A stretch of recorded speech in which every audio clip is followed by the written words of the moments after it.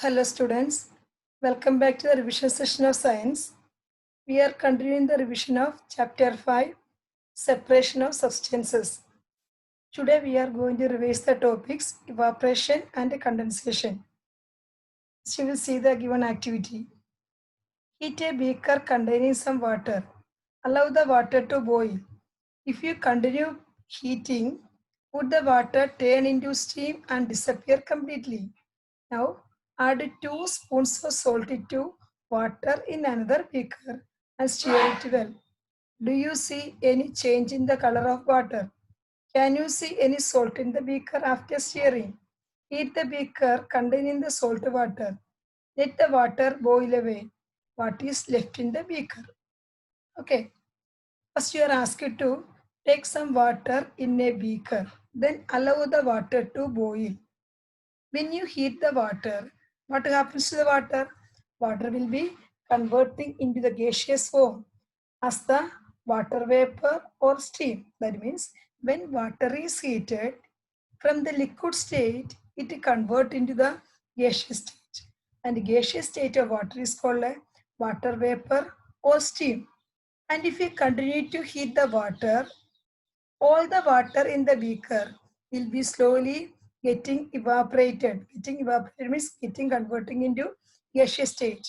And water vapor that is in the gaseous state, so it will be mixing with the air. And now you take another beaker and add 2 spoons of salt to the water. Take another beaker and take some water in it.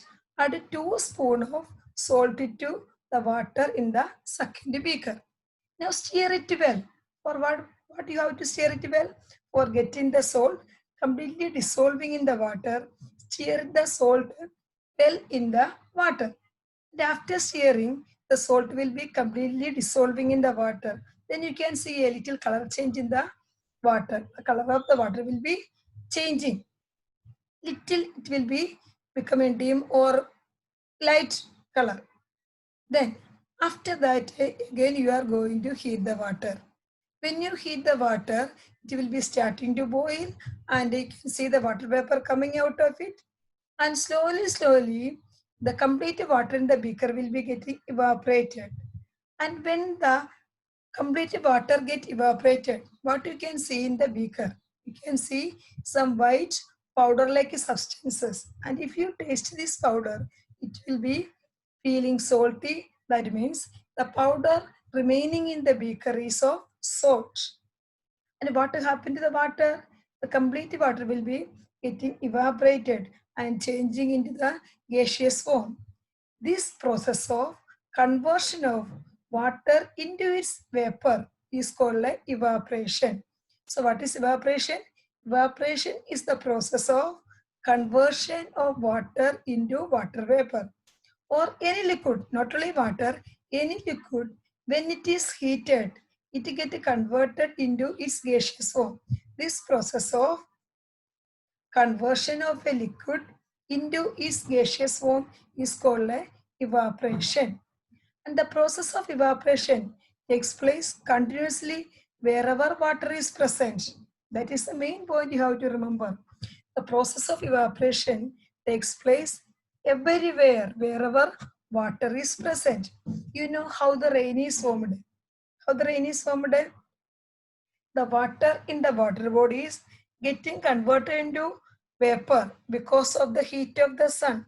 There the water is not getting heated up to the boiling point. Before the boiling point, that means before the water starts boiling, evaporation takes place. See, where do you think salt comes from? Seawater contains many salt mixed in it. One of the salt is the common salt. When seawater is allowed to stand in shallow pits, water gets heated by sunlight and slowly turns into water vapor through evaporation. In a few days, the water evaporates completely, leaving behind the solid salt. Common salt is then obtained from this mixture of salt by further purification. So, rain is formed because of the evaporation of water. Same way, salt we use in our kitchen is also formed because of the evaporation of the salty seawater. We will see how the salt is formed. Seawater contains many salt mixed in it. One of the salt is the common salt. Seawater is the mixture of many salts. And this common salt is also mixed in the seawater. When seawater is allowed to stand in shallow pits, water gets heated by the sunlight and slowly turns into water vapor through evaporation. For making the salt, seawater will be allowed to collect in the shallow pits near the sea coast. Shallow pits will be made in the sea coast, and in these pits, seawater will be allowed to collect. And because of the heat of the sun, this water will be getting evaporated. And after some days, there will not be any water left in the salt pits, and only we can see the salt. And thus, common salt is formed from the evaporation of the salty seawater.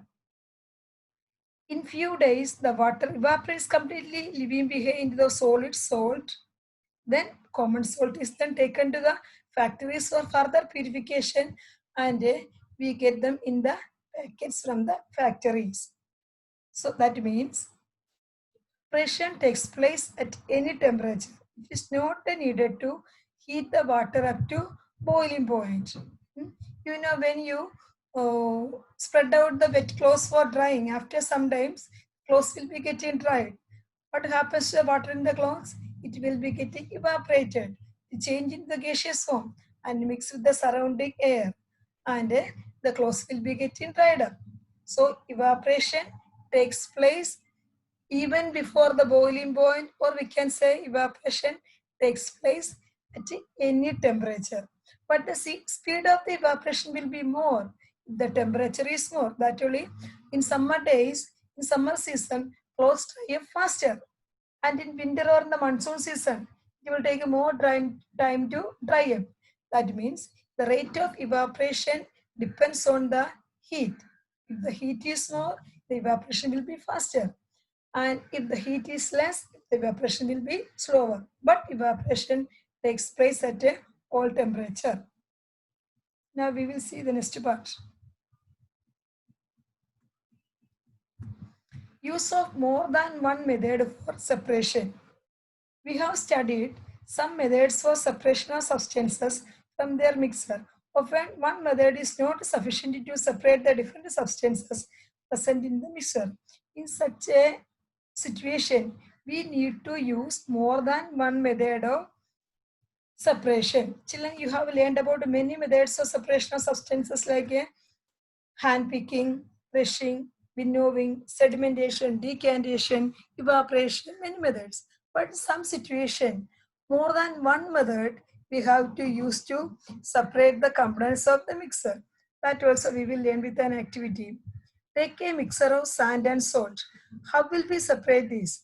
We already saw that hand picking would not be a practical method of separating these. So, we will be taking a mixture of sand and salt. And here we cannot do the hand picking method. We cannot follow hand picking. Why? Hand picking method can be used in such a situation where the components are bigger in size, and also the substance we have to separate should be in less quantity. Here, when we consider the mixture of sand and salt, both are the fine powder. Sand and salt both are in powder state and are of fine particles. So the separation by hand picking is not possible, and both are almost the same quantity. In such a situation, hand picking method will not be possible as they are of fine particles. They are consisted of fine particles. So we have to think about any other method. See, keep this mixer in a beaker and add some water to it. Leave the beaker aside for some time. Do you see the sand settling down at the bottom? The sand can be separated by decantation or filtration. What does the decanted liquid contain? Do you think this water contains the salt which was there in the mixer at the beginning? So here what we will do? First we will add some water to the mixture of sand and salt. When we add water, what happens to the salt? Salt will be getting dissolved in the water, and we will allow this mixture to stand for some time without shaking, without touching. We will keep the mixer stand for some time. After some time, you can see that all the sand particles will be settling down at the bottom of the beaker because sand is heavier. So the heavier than water. So the sand particles will be settling down at the bottom of the vessel. Now slowly and carefully, we can decant the solution to another vessel. Either we can follow decantation or we can do filtration. Filtration will be much more better method.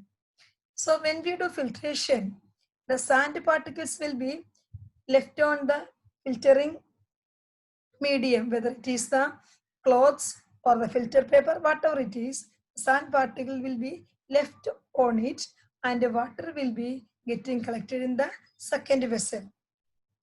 And this way we can separate the sand. Then how we will separate the salt from the salt solution? Now salt solution also mixture of salt and water. You have to separate salt from the water. What we will do? For that we will follow evaporation. Now we need to separate salt and water from the decanted liquid. Transfer this liquid to a kettle and close its lid. Heat the kettle for some time. Do you Do you notice steam coming out from the spout of the kettle? Take a metal plate with some ice on it. Hold the plate just above the spout of the kettle. What do you observe? Let all the water in the kettle boil off. When the steam comes in contact with the metal plate cooled with ice, it condenses and forms liquid water. The water drops that you observed falling down from the plate were due to the condensation of steam. The process of conversion of water vapor into its liquid form is called evaporation. So you have separated out the sand from the mixture of salt solution and sand by either decantation or filtration. And the decanted water contain the salt solution. That means it is a mixture of salt and water. You will take this mixture in a kettle and again heat this water, heat the mixer.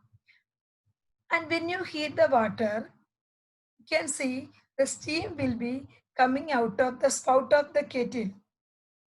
Then what you have to do? You take a metal plate, steel plate also will do. Then keep some ice pieces on the surface of the plate. Then allow the steam coming out of the kettle to fall on this steel plate or the metal plate. Take a metal plate with some ice on it, hold the plate just above the spout of the kettle so that the steam coming out of the kettle will come in contact with the metal plate. And what is kept on the metal plate? Ice cubes are kept. So the surface of the metal plate is cool. When the steam coming out of the kettle touches the cool surface of the plate, it will change into water drops. And you can see the water drops falling from the plate. When the steam comes in contact with the metal plate, which is cool, it condenses and forms change into liquid water. And this water will be falling from the metal plate. And what is left in the kettle now?